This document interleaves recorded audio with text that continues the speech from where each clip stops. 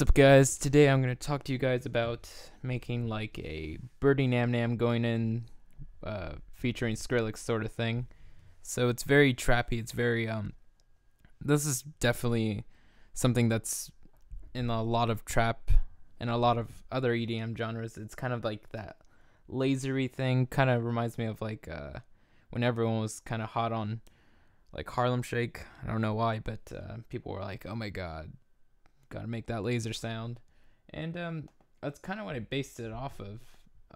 I kind of made this patch when Harlem Shake came out, and as you can see, my preset's even called Harlem Electro because I made my own variation of the typical Harlem Shake preset, which is very easy to do in Massive. So let's just jump into Massive now and do that.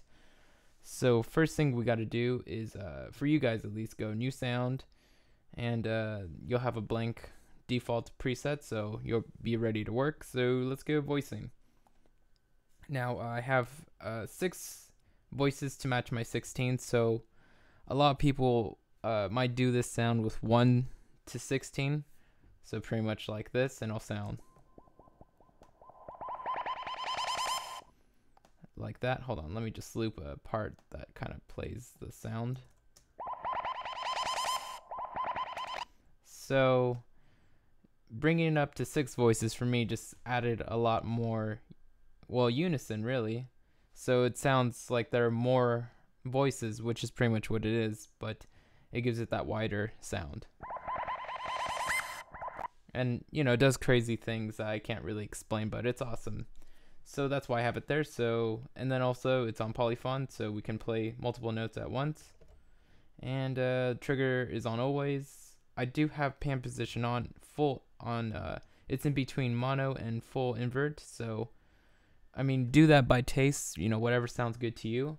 And that's pretty much it for this. And let's see, that's what my 4th envelope it looks like, and that controls the amp right here, the main amp in Massive. So you guys can pause that and get that down, and I'm going to continue on to my oscillator section. So I did bring up my glide just a little bit, and I left my, well, this stayed off, but if you guys have seen my other videos, then you kind of know what this does, or at least how I explained it, and I left it off in this case. So moving on to oscillators. For it's only one oscillator because that's all it really needs to be, so it's just a simple square saw 2, so right here under basic. And let's see, all these are all the way up. This stays in between filter 1 and 2, and all I did was bring in a envelope, so envelope 1, dragged it in, brought it up an octave, and let's take a look at the envelope now. So you can see my delay, attack, and level are all the way down. Attack is not all the way down, it's just very close to being all the way down, so I'll try to zoom in on that for you. And let's see, my decay, and my decay is kind of around here, my level's right around here. I didn't really use any of this. There's a maybe in another Massive overview kind of explanation video I'll go over what these do, but I didn't use them here. It just kind of adds extra points to the envelope, and it's pretty cool. Let's see, and release is right around here. So we got our 1 oscillator down. Let's go to feedback. So I do have a little bit of feedback, kind of pointing at the A in amp, and it's routed between filter 1 and 2. Let's see, let me check my routing real quick. Let me see if there's anything odd or different, I should say. So make sure your routing looks like mine. Make sure your feedback, because we do have feedback on, and it's right after insert 2. So make sure you got that, because sometimes I'm not sure if the default is for feedback to be right here or here, but I routed it here, unless this is the default and I'm just crazy. But sometimes I do mess with this stuff because it does give you interesting choices. So anyway, let's go do our filters now. So filter 1 is just a comb filter. Pitch is right around here. Dampening, feedback is straight down the middle. It's almost all the way up. It's kind of like 3 bars. It's the tip of the parameter is kind of sitting on top of the line 3 from the top. And let's see, that's very much it. Insert 1 is just a filter, so it's just a high pass low pass filter, so you guys can just copy that down. High pass is all the way down. And insert 2 is a bit crusher, so dry wet is right around here, crush is kind of here. And like I said, guys, it's a very simple patch. Could take like 30 seconds to make, probably less than that if you memorize how to make it. And let's see, this is just a Bronner tube for FX1, so it's completely wet, so just dry wet all the way up. Drive is a little bit beneath halfway.